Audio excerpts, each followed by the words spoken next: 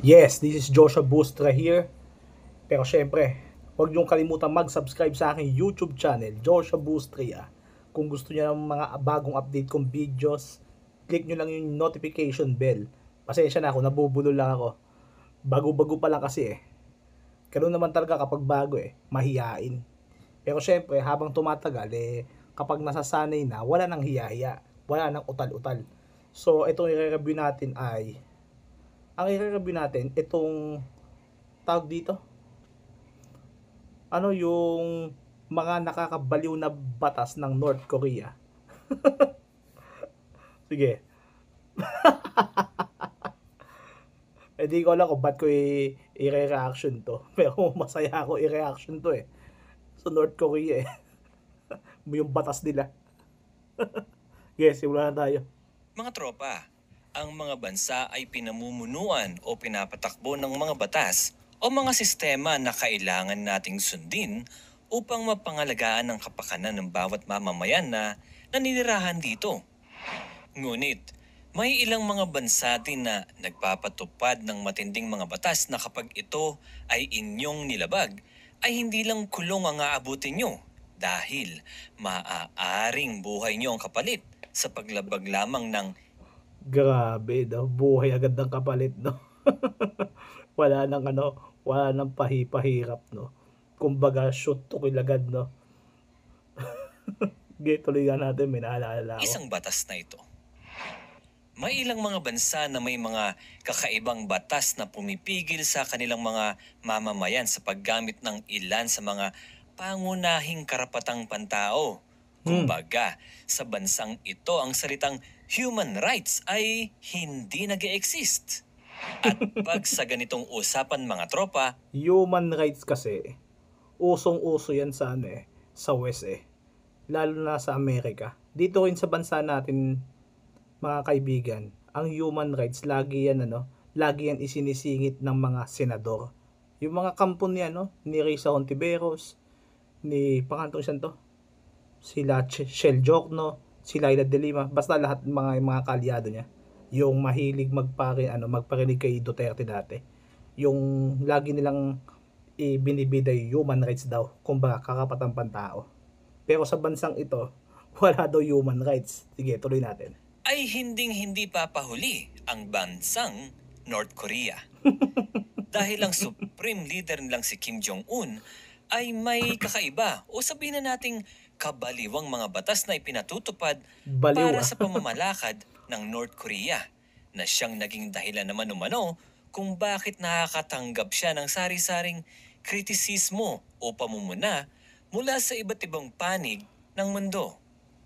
Kung ano-ano ang mga kabaliwang batas ng North Korea na yan mga tropa, ay siyang pag-uusapan natin ngayon dito lamang sa Alam Niyo Ba To?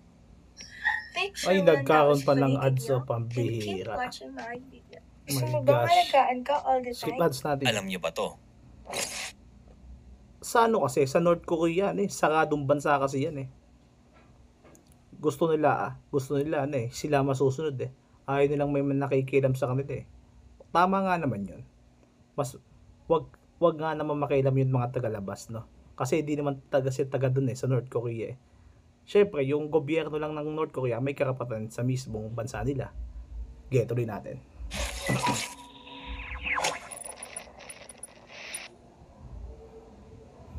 Ang una sa ating listahan ay ang international calls. Mahigpit na ipinagbabawal ng gobyerno ng North Korea ang international calls sa lahat ng mamamayan nito o kahit sinong turista na nasa loob ng North Korea nang walang pahintulot ng gobyerno.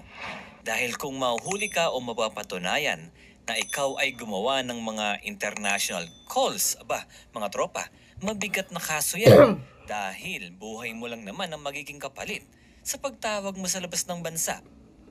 At narito ang patunay dyan. Noong October 2007 ay mayroong isang residente ng South Pyongan Province na isang factory chief ang hinatulan ng kamatayan sa pamamagitan ng pagbaril dito sa harap ng 150,000 na katao sa publiko. Ang rason ay napag-alamang ginamit niya ang mga telepono na naka-install sa kanilang factory basement sa magkakaibang panahon upang tumawag sa ibang bansa. At dahil dito sa ginawa niya mga tropa ay buhay niya ang naging kapalit. At eto pa no, at noong 2014 naman ay may isang 49 years old na lalaki ang sinintensyahan ng kamatayan sa di malaman na pamamaraan. Ang kanyang naging pagkakasala mga tropa ay tumawag lang naman siya sa kanyang pamilya na naninirahan sa South Korea. Ang pangalawa naman ay ang propesyon. Kung international calls para sa akin, ito, opinion ko lang to. Kung sa North Korea kasi, halimbawa, kaya nila mahigpit sila dyan. Kasi malay natin, yung iba kasing mga taong pumapasok na turista sa kanila, baka mag-espiya, magbigay ng mga informasyon papunta sa West. Kaya yun ang ikinababahala ng North Korea. May punto naman si Kim Jong-un doon. Hindi naman siya mali doon eh. Yes, bawal nga yun, ganun eh. Yung may yung parang tatradurin mo yung gobyerno ni Kim Jong-un. Medyo siya doon, tama siya doon. Kasi halimbawa, ganito, kung malay mo, magsumbong yung turista na yun na pati yung mga citizen niya, magsumbong sa West. Makakasuhan si Kim Jong-un nun. Hindi lang siya makakasuhan, matapatawan siya ng sanction ng West sa ginawa niya. Tama. Sa Pilipinas o sa ibang bansa, Nay, makaraan. kaway naman. Dito. By the way, this is my mother. Hello, magandang gabi sa sabihin niyo magandang gabi. Yes. Good evening po. Sino ba yan? Si basta mag-video ang video. Okay, game. Tuloy na tayo. Tayo ay makagraduate ng high school, ay malaya tayong makakapili ng kurso na ating gugustuhin na siyang magiging propesyon na natin kapag tayo ay nakapagtapos ng kolehiyo. Malaya tayong maging nurse, programmer, engineer, HRM, police, o kahit ano pa mang gustuhin natin. Basta, suportado tayo ng ating mga magulang. Ngunit sa bansang North Korea ay walang ganyan mga tropa. Sa bansang ito, ang gobyerno ang siyang pipili sa kung ano ang iyong magiging propesyon base sa kung ano ang pangangailangan ng kanilang bansa. Order food you love with Foodpanda. Download the app and order now. Ilang bansa. Halimbawa na lang ganito yan. Kung kulang sila ng doktor, welder o magsasaka, ang ilan sa mga magtatapos ngayon ng high school ay aatasan o uutusan nilang mag-aral ng medisina at ang ilan ay uutusang mag-aral ng agrikultura at ang ilan naman ay uutusang mag-aral ng pagwe-welding. Pero mga tropa, huwag kayong mag-alala dahil pwede naman kayong tumanggi kung ayaw nyo ang kurso na ibibigay nila sa inyo. No problem yan. Yun nga lang, dapat ay handa din kayong ipatapon sa concentration camp na malayo at isolated. Walang sinumang maaaring bumisita sa'yo at kapiling nyo ang mga preso sa loob nito. At isa pa mga tropa, ay sapilitan kayong pagtatrabahuhin ng walang bayad. Araw-araw. Kung ano ang mga trabahong yan ay depende sa gobyerno kung ano ang maisipan nilang ipagawa sa inyo. Kaya ano mga tropa, magiging choosy ka pa ba? O tatanggapin mo na lang inaalok nilang kurso para sa'yo? Ang pangatlo naman ay ang Sa akin, ang may mali din si Kim Jong-un dun eh. Sige, sabihin nga natin na medyo may tama siya. Siyempre, paano kung yung mga batang mga estudyanteng na gusto nila ng doon kung saan sila magaling, di dapat hindi niya pipigilan yon. Kung doon magaling yung mga citizen niya, di doon niya dalhin. Kasi doon nga mas magaling eh. Pero kung pipilitin mo yung isang tao doon sa trabahong hindi naman niya gusto, hindi rin tama yon. Para sa akin ang batas na yon, medyo 50-50. May konting tama, may konting mali. Kasi sa bansa naman niya, hindi naman kasi malaya yung bansa niya eh. Saradong bansa yan eh. Syempre, yung gobyerno niya masusunod eh. No choice tayo dyan.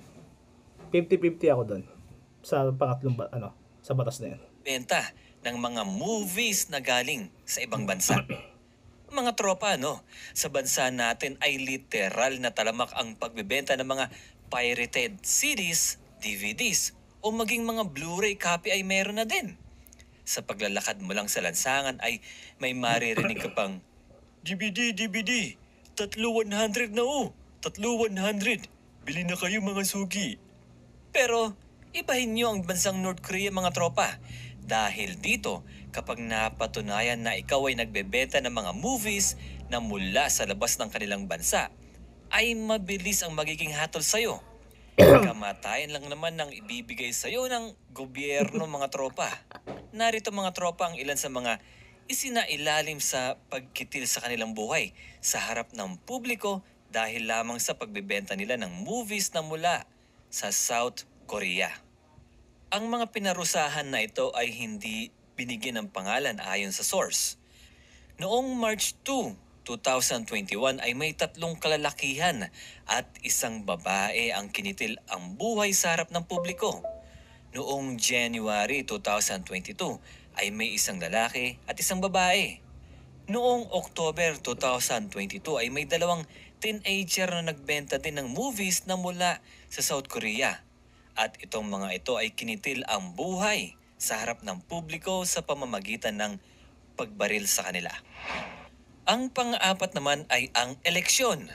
Aba, nagulat kayo? Doon sa batas niya ni Kim Jong-un, yung pagbebenta ng mga movies sa kanyang sa mismong bansa niya, na galing nga naman sa labas. Ang isa sa mga kinababahala ni Kim Jong-un diyan ay yung impluwensya ng palabas na yon sa mga tao niya. Halimbawa, ganito. Kung yung palabas na yun etong anti-communicism, yung halimbawa lang mayroon isang movie, anti-communicism. Syempre, kapag napanood ng citizen niya yon, syempre, mapapaisip nga naman yung mga tao niya na sabihin nga naman niya. Sabihin ng mga tao niya, oo nga, sabihin to ganito yung mas maganda pa rin yung may kalayaan. Ang may isip ni Kim Jong-un doon, parang hindi na naniniwala yung yung mga citizen niya, sa batas ng communicism, yung sa culture mismo ng communicism. Pero syempre, anong unang mangyayari diyan? Ang mangyayari diyan sa bansa niya, magkakaroon niya ng pag-rally. Halimbawa, napanood nila yung movie na yun, mag-rally sila, nasasabihin ng mga citizen ng North Korea na palayain mo kami, umalis ka dyan sa pwesto mo. Yun ang kinababahala ni Kim Jong-un. Isa pa sa mga kayang ma-brainwash ng movie, yung mga sex, yan. Isa pa rin yan. Bukod sa sex, yung paglawak ng kaisipan sa mga sa iba't ibang paligid. Halimbawa, ganito. Pag nakapanood sila ng mga ng mga alien movies, mapapaisip sila. Nasasabihin nila, mayroon pa palang ibang nilalang bukod sa atin. Yan ang isa sa mga kinababahala ni Kim Jong-un. Yung tipong mai-impluwensya nga, ma-brainwash siya ng mga palabas ng taga-kanluran. Ang ko doon, medyo 60% sa tama, 40% na mali. Kasi meron din kasing movie na na magbibigay ng aral sa iyo.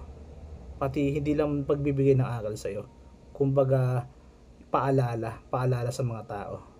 Kapag maganda yung movie na pinapanood mo, yun lang yun. Ang 40% na mali dito ni Kim Jong-un is na hindi niya binibigyan kalayaan ng mga tao niya sa mga gustong gawin nito. Okay, tuloy na tayo. Mga tropa, oo, tama kayo sa narinig nyo, eleksyon. Sa atin sa Pilipinas ay malaya tayong bumuto ng uupo sa gobyerno mula sa pagka-presidente hanggang sa pinakamababang antas ng gobyerno. Sa araw ng kumpanya ay sari-saring partido at mga kandidato ang ating makikilala at pagpipilian. Sishadan natin ang pangalan sa balota. Pero mga tropa, sa North Korea ay mas madali ang bumoto dahil simula leader nila hanggang sa pinakamababang level ng posisyon ay iisa lamang ang kandidato na pagpipilian mo. Oo mga tropa, isang option lamang ng kandidato sa bawat pwesto, mapa mayor, governors, o local assemblies ay tig-isang kandidato lamang ang makikita nyo. At ang lahat ng mga kandidatong ito ay pinili na ng Democratic Front. Kaya naman ang eleksyon sa North Korea ay binansagan bilang show elections o fake elections. Ang panglima naman sa ating listahan ay By ang the way, doon sa ganong eleksyon, may tama at may mali pa rin. Alam nyo ang hindi naman bad ang communicism para sa akin eh. Depende 'yon sa sa ugali ng tao. Depende rin sa pamumuno. Kung ang namumuno ba sa inyo loko, pero ang style niya ay communicism, hindi siya tumutulong sa yan katulad nga ni Kim Jong-un na parang wala siya. Ewan ko, di ko lang kung totoo yung news na yan kung yung by fake news or hindi, na siya hindi daw tumutulong sa sa mga tao niya, sa mga citizen niya. Parang yung tipong wala siyang pakialam sa citizen niya. Di ko lang kung totoo yun. Ang kasi, hindi naman masama bad ang communicism. Basta kung yung leader mo ay maayos. Yun talaga nagpapa-project. Pero maganda yung pamamalakad niya. Tapos yung communicism niya talagang perfect sa pagkatao niya. Okay yun. Okay, tuloy tayo. nilang capital city na Pyongyang. Sa atin sa Pilipinas, ang Manila ang kinikilala natin bilang capital city. Lahat ng Filipino ay malayang pumunta rito at manirahan. Kahit wala kang pera na mula sa probinsya at sasabak na makipagsapalaran ng buhay sa Manila, ay pwedeng-pwede. Sariling diskarte na lang kung paano makasurvive. Pero mga tropa, sa North Korea ay gobyerno ang may kontrol sa kung sino lamang ang pwedeng manirahan sa capital city nilang ito. Ipinag-utos kasi ni Kim Jong-un na tanging mga successful na tao, mga mayayaman, mga maimpluwensyang tao tulad ng mga artista, sikat nilang mga atleta, o yung mga may matataas na posisyon lamang sa gobyerno ang maaaring manirahan sa Pyongyang. Karagdagan pa ay hindi lahat ng residente ng North Korea ay maaaring makapasok dito o makapamasyal ng walang sapat na pahintulot mula sa gobyerno. Gwardyado kasi nila ang mga daan papasok at palabas ng Pyongyang. At bago tayo magsimula, para sa mga hindi pa nakapag-subscribe sa YouTube channel na ito, kung ayaw nila sa sports. Sa katunayan nga ay basketball ang favorite sports ni Kim Jong-un. Doon sa sa style ni Kim Jong-un na 'yon. Mali pa rin talaga. Hindi niya binibigyan niya ng pahintulot yung mga mahihirap na umunlad. Diyan siya mali, doon sa batas niya 'yan. Ang nilagay lang naman niya doon, mga mayayaman lang, yung may kaya. Tapos yung iba hindi niya binibigyan ng chance. Yung iba hinahayaan lang niya. Mali siya doon, mali. Dapat meron siyang kalayaan doon. Dito sa atin sa bansa natin, malaya nga na marami naghahanap buhay, marami nagtatrabaho sa Maynila. Doon gusto humanap ng opportunity ng mga magagandang work. Pero may isang mali dito sa bansa natin. Kasi yung ibang naninirahan sa Maynila ay hindi naman taga Maynila. Tapos yung Maynila, dinudungisan nila. Yun ang mali. Na hindi talaga ma-actionan ng gobyerno. Maraming kalat sa Maynila lalo na sa mga sa Tondo. Nako. Maraming doon, maraming mga basura doon, maraming talagang mga squatter doon. Nakakasira na Maynila yon, guys. Ako nagsasabi sa inyo. Dapat kung pupunta sila doon, dapat may disiplina sila doon kasi capital city yun Ang capital city dapat inaalagaan, dinidisiplina. At higit sa lahat, dapat inaalagaan yung yung main capital city natin para na rin sa mga turistang gustong pumasok sa atin. Halimbawa, may namamasyal, tapos no, biglang dumukot sa bag ng isang turista, talaga nakakatakot yun. Ayan ang kailangan sa yan ang kailangan sa bansa natin.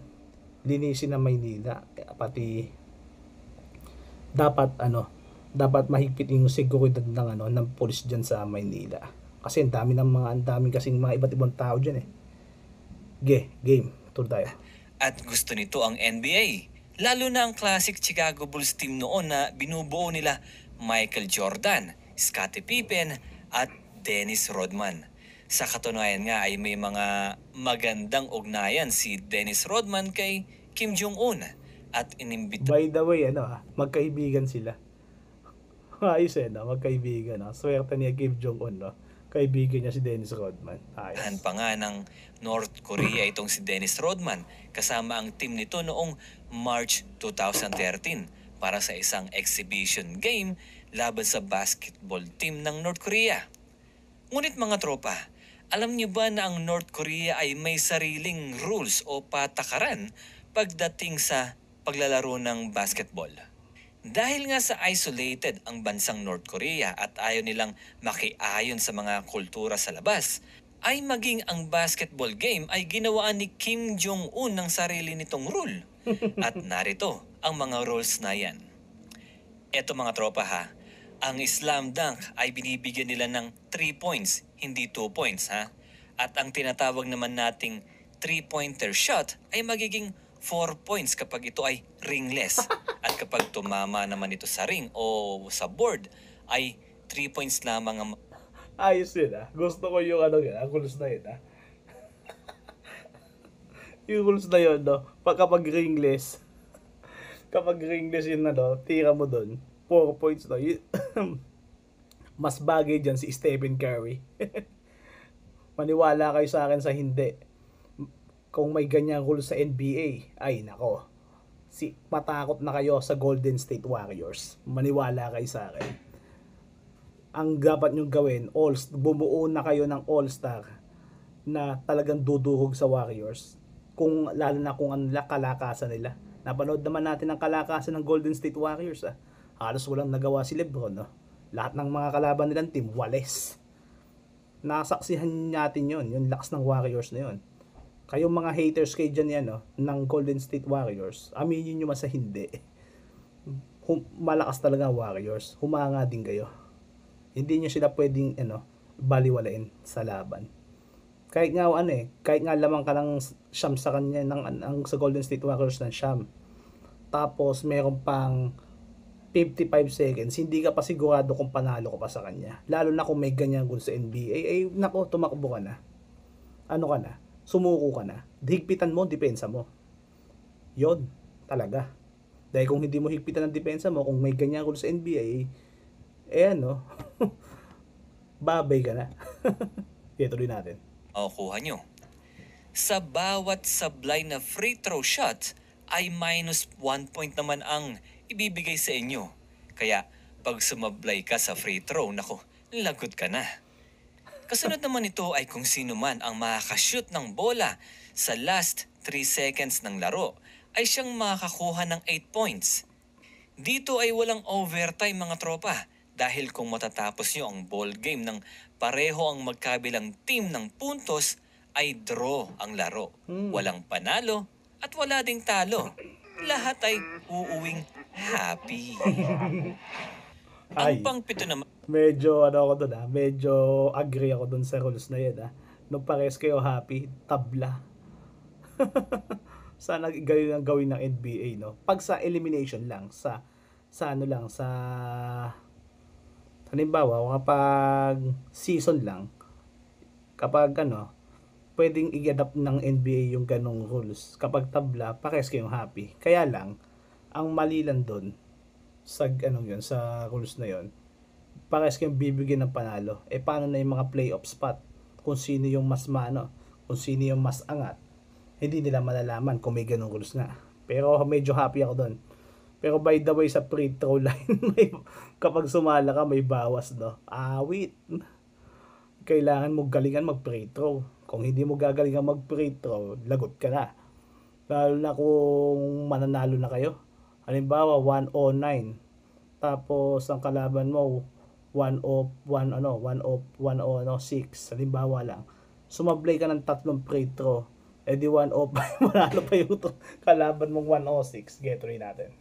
Ay ang mass surveillance. Sa North Korea ay walang ligtas ang mga taong gumagawa o gagawa ng mga bagay na lalabag sa kanilang batas. Dahil isang routine na sa North Korea ang magkaroon ng napakaraming impormante sa paligid na siyang nagpapanggap lamang na maging miyembro ng community na magmomonitor sa mga citizens at magre-report sa pulisya kapag may mga taong pinaghihinalaan o gumawa ng krimen. Kaya naman ay nagtataka kayo kung paano nila nalalaman ang mga nagbebenta ng movies ng South Korea kung ito naman ay patago at pribado. Dahil sa mass surveillance na ito mga tropa, ay maituturing na isang malawak na police state ang buong North Korea.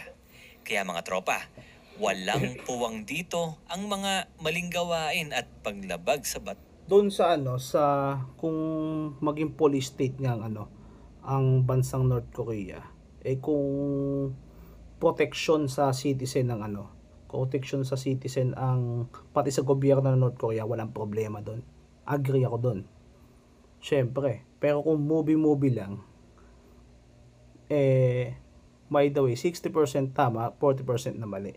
Sa bansa ko, kung gusto ko ng police state, mas kailangan din sa bansa yun lalo na kung lalo na sa mga matataong lugar. Agree ako doon, maglagay ng mga kaming police para din sa kaligtasan ng mga tao. Siyempre lalo na pag may uuwi ng hating gabi. Siyempre ligtas ang mga uuwi ng hating gabi galing sa trabaho na walang kapahamakan, hindi nakakatakot yung daanan na pag-uuwian mo. Well, they do agree ako doon sa police state. Gusto ko yung batas na yun, guys. Para din sa kapakanan din ng mga bawat tao yun. Okay yun. Tas ni Kim Jong-un ng North Korea. At ang pangwalo naman sa ating listahan ay ang pagiging loyal kay Kim Jong-un. Sa bansang ito mga tropa, na kapag ikaw ay napatunayang hindi loyal kay Kim Jong-un, ay mapapatawan ka ng hatol na kamatayan.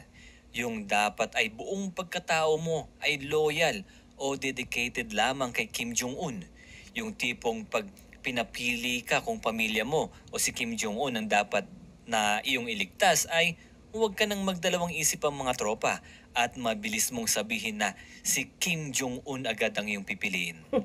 Lalo na kung siya ay makakaharap mo o makakasama mo.